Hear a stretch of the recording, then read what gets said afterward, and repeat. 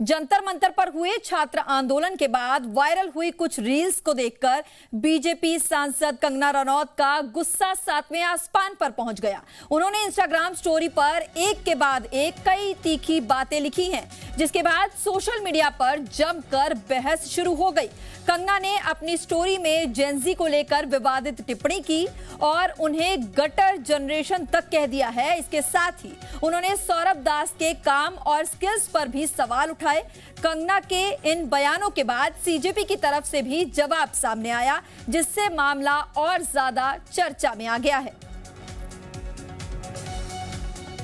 और किस तरह की अश्लील बातें हैं, किस एंगल से ये लोग स्टूडेंट लगते हैं। आज इनके जो भी आगे चल के सुप्रीम कोर्ट के लॉयर्स होंगे या लॉयर्स होंगे, क्या इनके माँ बाप अफोर्ड कर पाएंगे? इनके खुद की तो हैसियत नहीं है अफोर्ड करने की। और हमें ये अब ट्रोल करे चाहे कुछ भी करे, 16 ईयर ओल्ड से जो है हम अपना करियर बना रहे हैं, माता पिता पर कभी बोझ बनकर नहीं रहे। और जिनके माता पिता बहुत ही कंजर्वेटिव है, हम जानते हैं कि हमारा हिंदुस्तानी समाज कैसा है। उनकी बेटियां ऐसे इतनी गंदी भाषा में बात कर रही हैं, समाज में उनकी क्या इज्जत रह जाएगी और उनको किस तरह की विपरीत परिस्थितियों का सामना करना पड़ेगा। क्या ये सोचते हैं क्या हम लोग as a society this is not acceptable to us in any way. Kangana Ranaut ji को अब उनके पार्टी वाले ही ज़्यादा नहीं पूछते हैं, ज़्यादा सीरियसली नहीं लेते हैं उनको, तो हम लोग भी क्यों सीरियसली ले। मुझे नहीं लगता जेन जी में या जेन अल्फा में या कोई भी यंगर जनरेशन में उनको सीरियसली कोई लेता है या उनकी बात सुनता है। वो पॉलिटिशियन है, नेता बन गई है। उनके तो कुछ वीडियोस भी थे जहाँ पे वो हिमाचल में जब अपने सीट में उन्होंने विजिट किया था तो उन्होंने बोला था कि मैंने सोचा था कि थोड़ा बहुत ही काम करना पड़ेगा, यहाँ पे तो इतना ज़्यादा काम करना पड़ता है एमपी बन के। तो ये उनका सीरियसनेस दिखाता है। वो हमें अनसीरियस जनरेशन बोल रही है, लेकिन उनका सीरियसनेस उन्होंने ही खुद को एक्सपोज कर दिया था। इस पे ज़्यादा मैं कुछ बोलूँगा नहीं। शब्दावली सही नहीं है, शब्दावली संभाल लेना चाहिए नेताओं को, अपने पद का गरिमा भी बना के रखना चाहिए। आपसे कई गुना ज़्यादा जेनजी ने इस देश के लिए किया है, कर रहे हैं। इस देश के लोकतंत्र में भरोसा फिर से जगाने का काम जेनजी ने किया है, आपने नहीं किया है, तो ये आप जरूर याद रखिए। पिछले 2 सालों से मैं राजनीति में हूं, लेकिन 20 साल की उम्र में भी मैंने 2 राष्ट्रीय पुरस्कार जीते हैं। हाँ, एक नए सांसद के रूप में मैं मिले सम्मान से अभिभूत था, क्योंकि मैं एक film maker, performing artist, producer, screen writer और उद्यमी भी हूं। लेकिन उसके जैसा कोई व्यक्ति जो पूरी तरह यूजलेस और अनएम्प्लॉयड है कभी नहीं समझेगा कि हर उम्र में बड़े पैमाने पर मांग में होने का क्या मतलब होता है।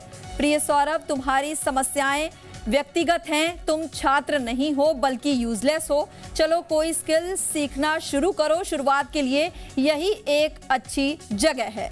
तो ये कंगना की तरफ से बातें कही गई हैं, तो और सीजेपी जो है उसका भी पलटवार आपने देखा।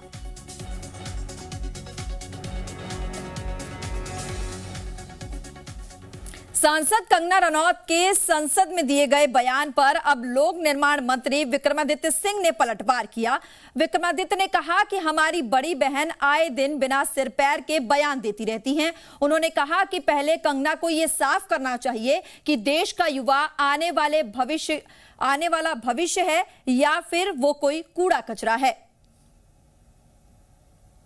प्रधानमंत्री जी उनको फ्रेंड्स कह के बोल रहे हैं कि हमारे मित्र है। प्रधानमंत्री जी उनको सीरियसली ले रहे हैं। प्रधानमंत्री जी उनके साथ इंस्टाग्राम पे, फेसबुक पे सीधा संपर्क कर रहे हैं, मगर हमारी मोहतरमा बोल रही है कि वो कूड़ा करकट है। तो प्रधानमंत्री और कंगना रनौत आपस में मत बना ले कि वो देश का युवा हमारा भविष्य है या फिर वो कूड़ा करकट है।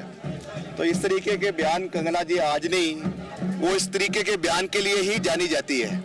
उनकी जो पहचान है वो यही है कि उल्ट शुल्ट, जिसका कोई सिर पैर ना हो, ऐसे बयान वो हमेशा देती हैं। हमारी बड़ी बहन है। आज हम सैंज घाटी में आए हैं। मैं सैंज घाटी के सभी देवी देवताओं से प्रार्थना करता हूं कि हमारी बहन कंगना रनौत जी को सद्बुद्धि प्रदान करें। कंगना रनौत के बयान पर कांग्रेस ने पलटवार किया है। कांग्रेस नेता नरेश चौहान ने सवाल उठाते हुए कहा कि बीजेपी को साफ करना चाहिए कि क्या कंगना का बयान पार्टी की आधिकारिक लाइन है या फिर ये उनकी निजी राय है। उन्होंने कहा कि ऐसे बयानों पर बीजेपी को अपनी स्थिति स्पष्ट करनी चाहिए। जिन लोगों ने ये प्रदर्शन किया था उसमें हर परिवार से, हर जगह से बच्चे जो है, युवा साथी और स्टूडेंट शामिल थे। आप मेंबर ऑफ पार्लियामेंट, एक जिम्मेवार पार्टी के सदस्य होने के नाते इतनी गलत स्टेटमेंट दी है। हम इसको लेके उनकी निंदा भी करते हैं और साथ में हम ये भी जानना चाहेंगे जो माननीय इनके अध्यक्ष है डॉक्टर राजीव बिंदल जी और इनके जो नेता प्रतिपक्ष हैं माननीय ठाकुर जयराम जी, इसके बारे में इमीडिएटली अपनी जो है स्पष्टीकरण दें कि क्या आप जो कंगना ने इतनी घटिया मानसिकता वाली बात देश के बच्चों के लिए, युवा साथियों के लिए की है, क्या आप इसका समर्थन करते हैं, ये पार्टी की लाइन है, या आप इसकी निंदा करते हैं? तो आप निंदा करें और स्पष्टीकरण देश के सामने और प्रदेश के सामने में रखें। तो इस खबर पर ज्यादा जानकारी लेकर हमारे साथ हमारे सहयोगी अंकुश डोभाल जुड़ गए हैं। अंकुश, क्या कुछ जानकारी? कंगना की तरफ से सीजेपी को लेकर बयान दिया गया, यूजलेस बोल दिया गया है, उधर सीजेपी कह रही है कि सीरियसली नहीं लेना चाहिए, क्या कुछ है पूरा मामला?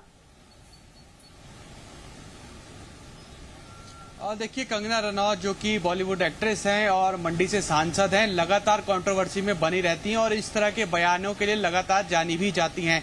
कंगना रनौत का हालिया बयान जिसमें जेनजी को गटर जनरेशन कहा गया, उसके बाद से खासा विवाद देखने के लिए मिल रहा है और कांग्रेस लगातार कंगना पर हमलावर है। हालांकि कंगना ने एक स्पष्टीकरण का वीडियो भी सामने आया है। उन्होंने एक ट्विटर और इंस्टाग्राम पर इसे अपलोड किया है और ये बताया है कि वो पूरी जनरेशन का सम्मान करती हैं, लेकिन जिन बच्चों ने प्रधानमंत्री को सरेआम गालियां दी और कुछ लोग जिनको फेमिनिस्ट कह रही हैं, वो लोग आकर इनका बचाव करने की कोशिश कर रहे हैं, जो कि बेहद दुर्भाग्यपूर्ण है। बैठे बिठाए कांग्रेस को तो एक मुद्दा मिल गया एक बार फिर कंगना रनौत पर हमला साधने का, लेकिन भारतीय जनता पार्टी, अगर मैं हिमाचल की दृष्टि से बात करूं तो जवाब दिए बन नहीं रहा कि आखिर क्या जवाब दिया जाए। एक तरफ देश के प्रधानमंत्री नरेंद्र मोदी कनेक्ट करने की बात कर रहे हैं, खुद इंस्टाग्राम पर रील अपलोड करके जेनजी के साथ जो है वो बात करने की कोशिश कर रहे हैं। दूसरी तरफ कंगना रनौत इस तरह का बयान देती हैं तो हिमाचल भाजपा के जो नेता हैं वो कहीं ना कहीं कंफ्यूज नजर आते हैं कि आखिर प्रधानमंत्री का साथ दे या फिर कंगना रनौत का बचाव करे। अक्सर ये देखा गया है कि कंगना रनौत जब भी इस तरह का बयान देती हैं, चाहे नेता प्रतिपक्ष हो, हिमाचल बीजेपी के अध्यक्ष हो या फिर और जो विधायक हैं, वो इस बयान से बचते हुए नजर आते हैं। यही वजह है कि आज मुख्यमंत्री सुखविंदर सिंह सुक्खू ने भी इसको दुर्भाग्यपूर्ण बताया और साथ ही साथ उनके प्रधान मीडिया सलाहकार नरेश चौहान ने सवाल पूछा कि हिमाचल बीजेपी ये स्पष्ट करे कि उनके सांसद की ओर से जो बयान दिया गया है, क्या ये पार्टी की आधिकारिक लाइन है? तो कहीं ना कहीं एक बड़ा कंफ्यूजन है और एक ब्लंडर इस बयान के बाद माना जा रहा है। जो कंगना रनौत की तरफ से सफाई दी गई है जिसमें उन्होंने ये कहा है कि उन्होंने पूरी जनरेशन को गलत नहीं कहा, वो ऐसी जनरेशन में, इस जनरेशन में कई ऐसे बच्चों को जानती हैं जो इनोवेशन कर रहे हैं, अपने घर परिवार के लिए काम कर रहे हैं और अच्छे संस्कार वाले भी हैं। लेकिन जिन बच्चों ने गालियां दी सरेआम प्रधानमंत्री नरेंद्र मोदी को और साथ ही साथ उन्होंने ये भी सवाल उठाया है कि कुछ महिलाएं जो उनका बचाव कर रही हैं, क्या वो चाहती हैं कि उनके बच्चे या फिर उनकी बेटियां इस तरह से सार्वजनिक स्थानों पर प्रधानमंत्री के खिलाफ अभद्र भाषा का इस्तेमाल करें और इस तरह भोंडापन दिखाएं? उनके मुताबिक ये भोंडापन है और इसी शब्द का इस्तेमाल उन्होंने इस तरह के बच्चों के लिए किया है।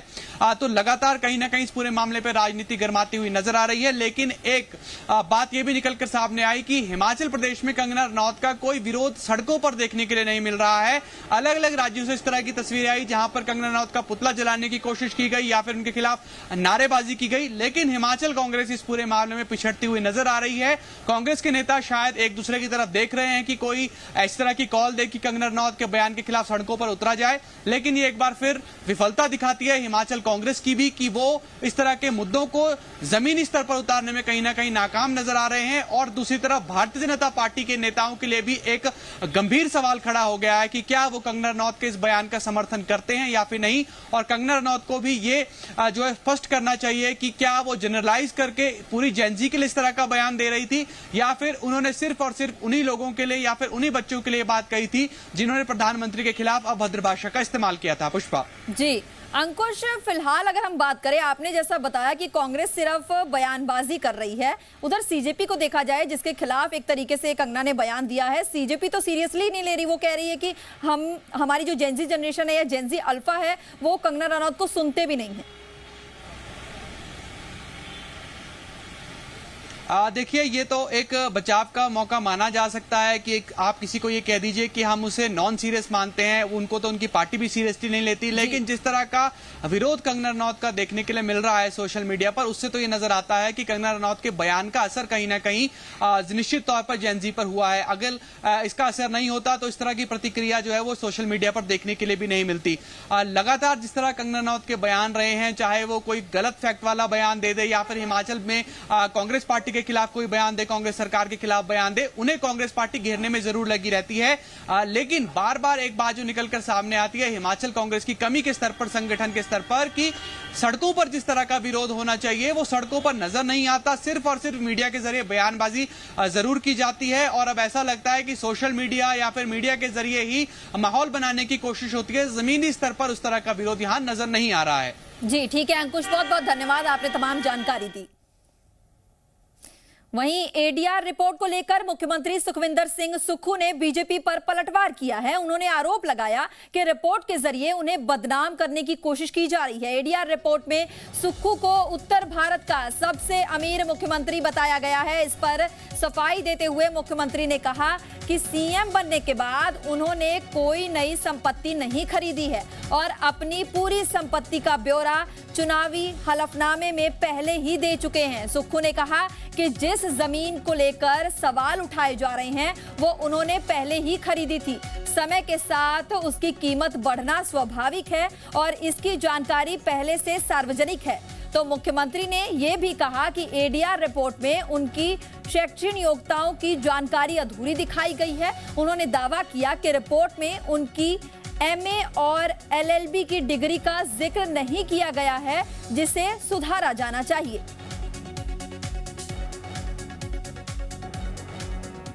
मुख्यमंत्री ने प्रियंका गांधी के शिक्षा मंत्री को लेकर दिए बयान का समर्थन किया है। उन्होंने कहा कि शिक्षा मंत्री ऐसा व्यक्ति होना चाहिए जिसकी छवि अच्छी हो, जो शिक्षाविद हो और जिसके कार्यकाल में पेपर लीक जैसी घटनाएं ना हो। मुख्यमंत्री ने कहा कि शिक्षा जैसे महत्वपूर्ण विभाग की जिम्मेदारी ऐसे व्यक्ति के पास होनी चाहिए जो स्टूडेंट्स के भविष्य और शिक्षा व्यवस्था को बेहतर तरीके से समझता हो। सच्चाई के लिए अगर वो सजा देना चाहते होते, मैं तो सच बोलूंगी। प्रहलाद जोशी को लेके आपने देखे हैं, पूरे वीडियोस हैं। और सिर्फ ये नहीं, एक वो मैंगलोर में जो पिटाई हुई थी लड़कियों की पब में, उस आदमी को बीजेपी में किसने ज्वाइन कराया? प्रहलाद जोशी जी ने। उसके बाद 5 घंटे बाद या जो भी है उनको निकाला, लेकिन ज्वाइन कराने की फोटो भी है उनकी। तो उनका एक इंसिडेंट नहीं है ना, उनकी एटीट्यूड है, महिलाओं के प्रति उनकी एटीट्यूड है। तो लोकसभा में हंगामे के बीच anti paper leak bill pass हो गया है। लोकसभा में बुधवार को बिल पर बोलते हुए विपक्ष के नेता और कांग्रेस सांसद राहुल गांधी ने कहा कि दिल्ली के जंतर मंतर के प्रदर्शन में नफरत और गुस्सा नहीं था। दुनिया कैसे बदल रही है स्टूडेंट्स अच्छे से समझ रहे हैं। स्टूडेंट्स की मांग जायज थी। राहुल के सरकार पर बयान देते ही सदन में हंगामा मच गया। So called Home Minister of this country does not have the courage to come and sit here. He does not have the courage to come and sit here. Sir, please.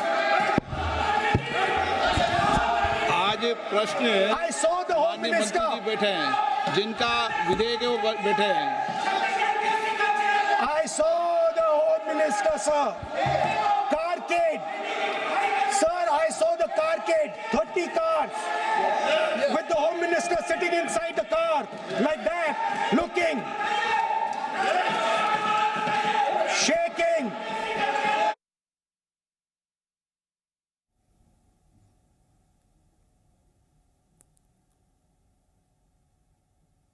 तो आपने देखा राहुल गांधी ने किस तरीके से जब लोकसभा में बोलना शुरू किया तो विपक्ष की तरफ से भी हंगामा जो है वो शुरू हो गया। एंटी पेपर लीक बिल जो है वो पास हो गया है और लोकसभा में राहुल के बयान पर काफी ज्यादा यहां बवाल देखने को मिला।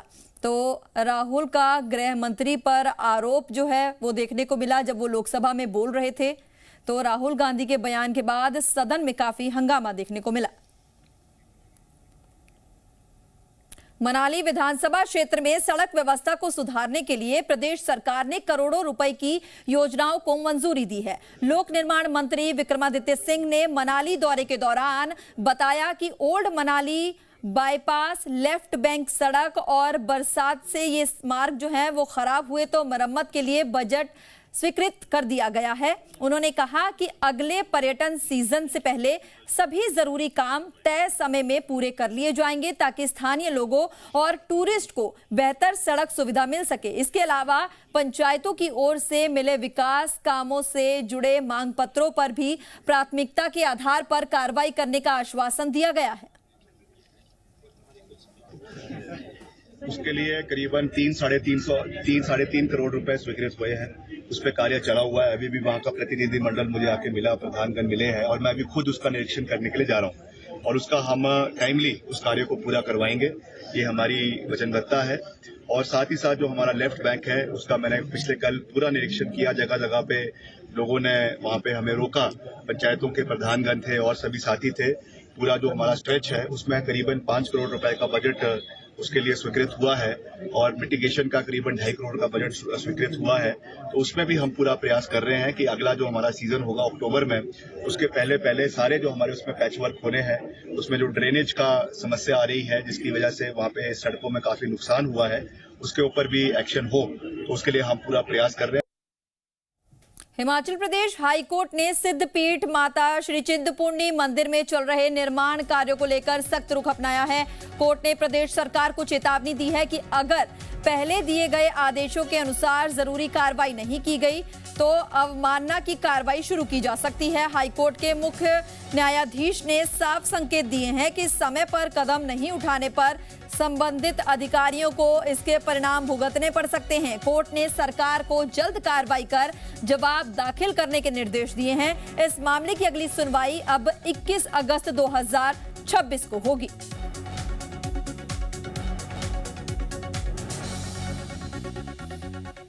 मुख्यमंत्री सुखविंदर सिंह सुक्खू के नेतृत्व वाली हिमाचल प्रदेश सरकार को सुप्रीम कोर्ट से बड़ा झटका लगा है।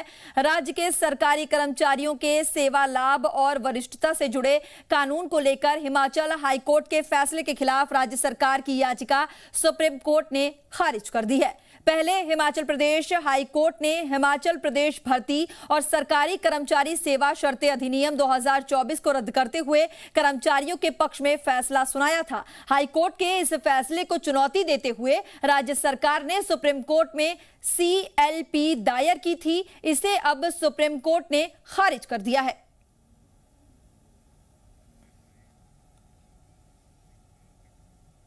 ऊना जिले में चंडीगढ़ धर्मशाला हाईवे पर चताड़ा मोड़ के पास HRTC बस और कोचिंग सेंटर के टेम्पू में टक्कर हो गई। हादसा उस समय हुआ जब कोचिंग सेंटर का टेम्पू स्टूडेंट्स को लेकर हाईवे पर यू टर्न ले रहा था। इसी दौरान ऊना की तरफ से जा रही HRTC बस ने उसको जोर से टक्कर मार दी। गनीमत रही कि हादसे में टेम्पू में सवार सभी स्टूडेंट सेफ हैं। मौके पर बच्चों को टेम्पू से बाहर निकाला गया। हादसे के बाद बच्चे काफी घबरा गए थे। घटना के कारण हाईवे पर कुछ समय के लिए प्रभावित भी ट्रैफिक काफी ज्यादा रहा। आप बीच में थे? क्या हुआ था? इधर से ये टर्न काट रहे, इधर से इंडिकेटर भी दिया हुआ था, हाथ भी बाहर निकाला हुआ था, बस एकदम तेज से आगे बच गई। कितने कोई नुकसान तो नहीं हुआ? कोई अंदर से कांचो जो है आपके सामने ही है वहाँ पे।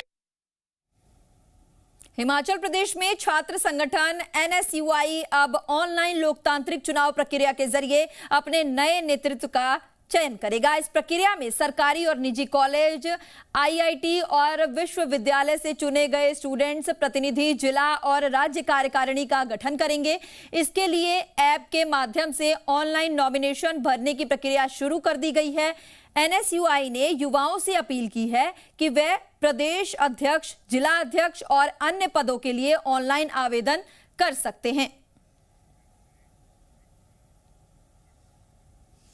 बिलासपुर जिले के श्री नैना देवी क्षेत्र में लगातार हो रही बारिश के चलते अब नुकसान की खबरें भी सामने आने लगी हैं। नैना देवी उपमंडल की नकराना पंचायत के कलरी गांव में भूस्खलन के कारण एक रिहायशी मकान को खतरा पैदा हो गया। मकान में रह रहा परिवार डर के माहौल में रहने के लिए मजबूर है। भूस्खलन की सूचना मिलते ही कांग्रेस सेवा दल के सदस्य मौके पर पहुंच गए और प्रभावित परिवार की मदद की। उन्होंने क्षतिग्रस्त हिस्से को तिरपाल से ढक दिया और परिवार को तिरपाल उपलब्ध करवाई है। पीड़ित परिवार ने सरकार और प्रशासन से आर्थिक मदद की मांग की है ताकि नुकसान की भरपाई की जा सके।